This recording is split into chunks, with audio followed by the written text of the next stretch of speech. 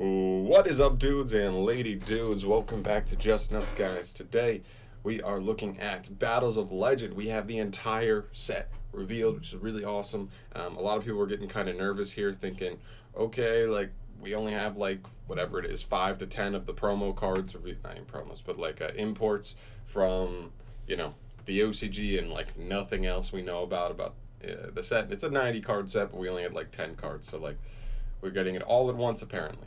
Woo! Anyway, let's just get into it. I wanted to do this on the Yu-Gi-Oh card database, but unfortunately they like opened it up and like put it up, and then they took it down afterwards. So yeah, we're gonna have to do it on Wikipedia instead. So it's gonna be a little tougher to look at, I think.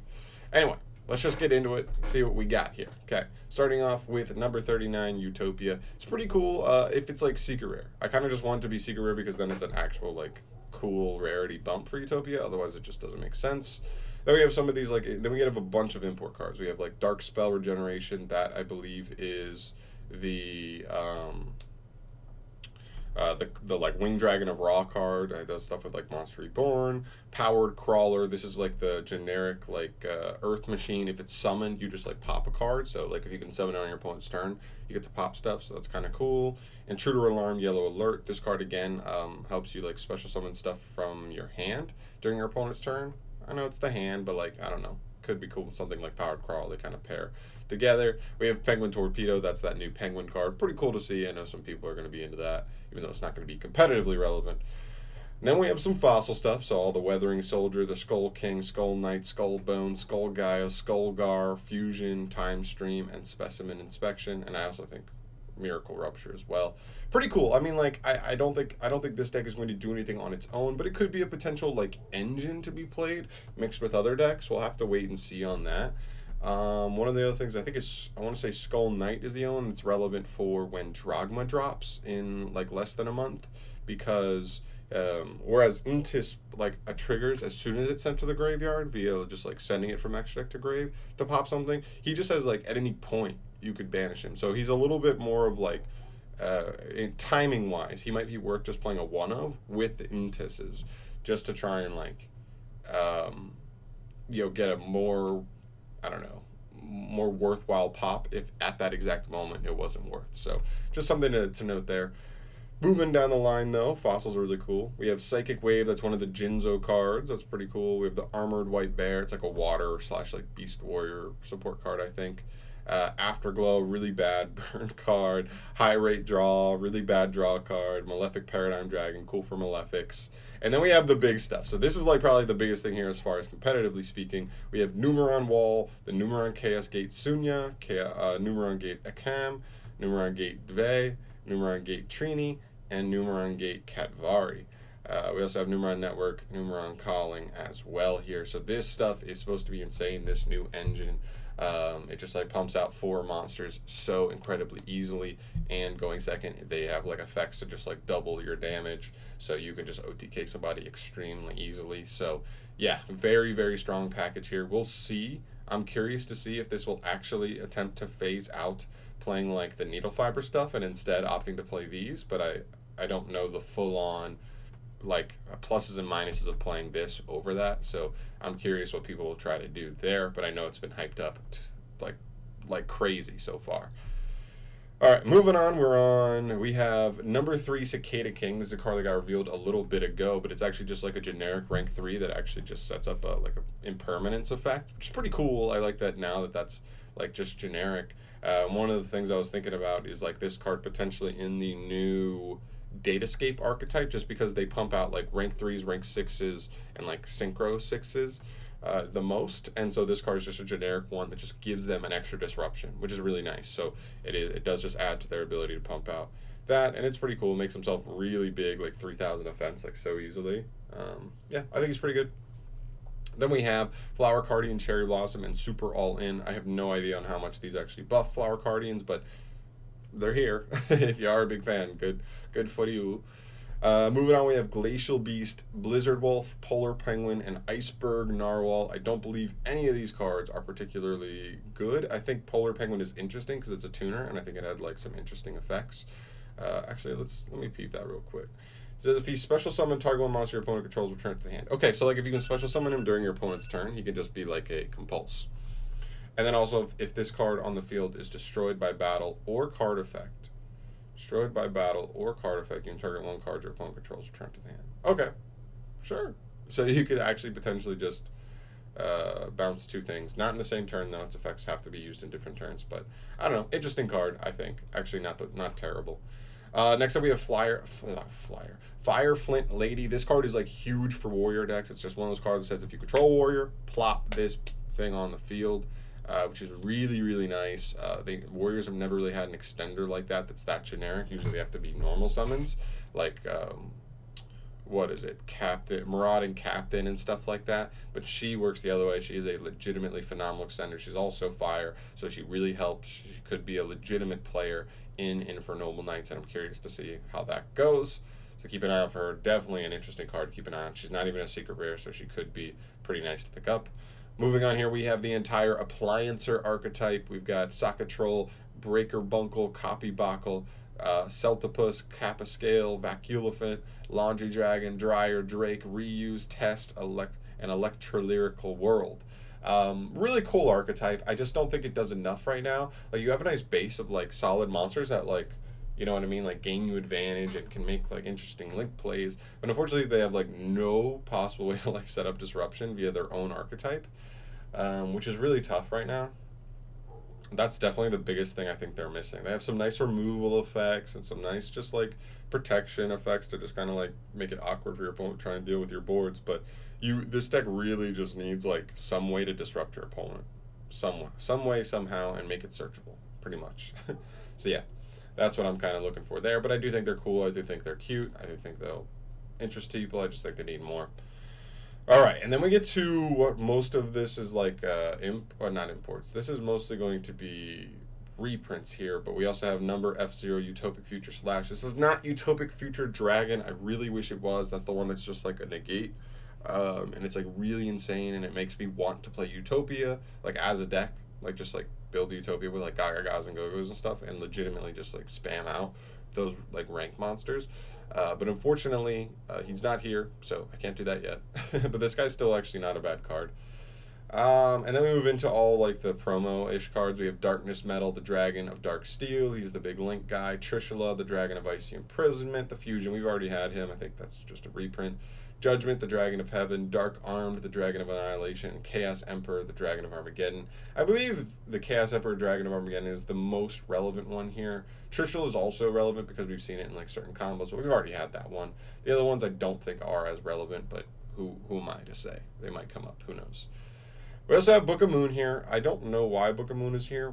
I believe we already have secret and potentially ultra printings with this. So unless we do end up getting like collector's rare in this set, I don't know why Book of Moon is in here. Like, we have so many printings of it. And we have some Elemental Hero stuff, of course, which a reprint set got their heroes in there. We have Neos Alias, Shining Flare Wingman, Chaos Neos, and Escuriado. I know some people, a lot of people actually have been calling out for, what is it? Neos, not Neos Wingman, Neos Hummingbird, right? Air Neos. The Fusion, because it only has like one printing from its way original like printing, and it's like getting really expensive and crazy. So that's not in here. So sorry. We have Goyo Guardian, Goyo Defender. I've seen some cool things with Defender. I don't think Guardian really matters, but that could be something, right? Am I thinking of the right guy? Defender. Let's see. Let me make sure I'm thinking. Yeah. Defender does like some cool loop plays on synchro wise. Koakimiro Drago. That's kind of a cool card. I believe it's the one with the floodgate effects. Black Whirlwind and Blackwing Chris, the Crack of Dawn, actually are pretty cool here. I mean, Black Whirlwind's always been expensive, so like more printing's cool. And then Chris is like always one of those cards that he's been expensive. I think he only has 2 printings, and both of them have always been like a couple bucks. And like as Blackwings get hype and unhype, he does fluctuate. So this will be nice for him. Sahaya the Rainstorm. This is just, I think, common in the deck, so I guess it's just kind of getting a rarity bump. That's fine. We have Boost Warrior, Steam Synchron, Junk Anchor, all just like interesting like tuner cards. Not tuner, but like synchros, like support cards that are pretty cool. People thought Steam Synchron was going to be really good at one point. He hasn't appeared yet since we entered Master Rule 5, but we'll have to see. what goes on there. But this will just make him more easy to access, which is pretty cool to access.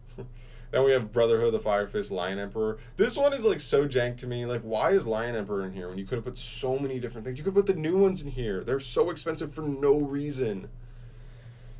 Like Elephant Panda, and the Linked 2. But Linked 2 not even that bad. Just like Elephant and Panda really need to get reprints at some point. Like, that's a deck that's not even a little bit competitively relevant, but those cards are still like $15 or whatever. Like, it's crazy. We have Kalantosa and Valeraphon in here as well. These are just kind of potentially nice for the new Murphy deck or any low level like beast deck, which is pretty cool. Number C92, Heart Earth Chaos Dragon. I don't even know what this card does. Whoa. Cannot be destroyed by battle. When a monster you control inflicts battle damage to your opponent, you gain the life points the damage they took. And once per turn, you can attach one. Oh, it has to have a C92 Heart Earth Dragon. Okay. Once per turn, you can attach one material from this card and negate the effects of all face-up cards your opponent currently controls to the end of this turn, and this activation cannot be negated. Interesting card, for sure. I don't think it's like insane, but interesting to say the least. Maybe it could come up in specific decks. Then we also have S39 Utopia the Lightning. That's a nice reprint. Utopia the Lightning always like fluctuates up and down. I think it's kind of been power crept out of the game, but it's still a really cool like anime main character card. Obedient Schooled is another one with Murphy. I mean, low level beasts. Like, that's a cool card for them. Mecha Phantom Beast O-Lion. Hopefully it gets a rarity bump. It's just a rare at this point, so that'd be kind of cool. Madolche Angeli. That's a huge one for Madolches. They got Mageline, and Chocolate a la Mode in Dual Overload, so it's really nice to see Angeli making that deck legitimately like affordable now. Artifact Ignition and Sanctum. I know Sanctum had been floating up and up and up for a while now, so this is really huge for that. Ignition 2 is another card that's always been a couple bucks. Never really been played as much because people try not to go as hard on the artifact package, but still a nice card. Ra's Disciple, just an old like Ra support card, so fine. Necros of Gungnir, cool, nice there. Galaxy Worm, Dragon Buster Destruction Sword. Rarity bumped probably, but banned at some point. Probably. Then we have a bunch of invoked stuff. I wasn't expecting this. So invoked Caliga, invoked Ragin, invoked Purgatrio, invoked Elysium, Invocation. One thing that's weird is we don't have Macabre here, which I guess is fine because Macabre has more printings than all of these. I already realized before this that like Macabre needed the printing more than any of these, so I guess that's fine. Stuff like Purgatrio though is nice, and Ragin, Caliga, they can float up easily. Elysium at some point could also come up, so that's cool. Invocation's a big one though. Always a big one. As the invoked engine always gets like more and more hyped, this is a card that's always has to be part of that, and so it always floats up. So this is a nice reprint there.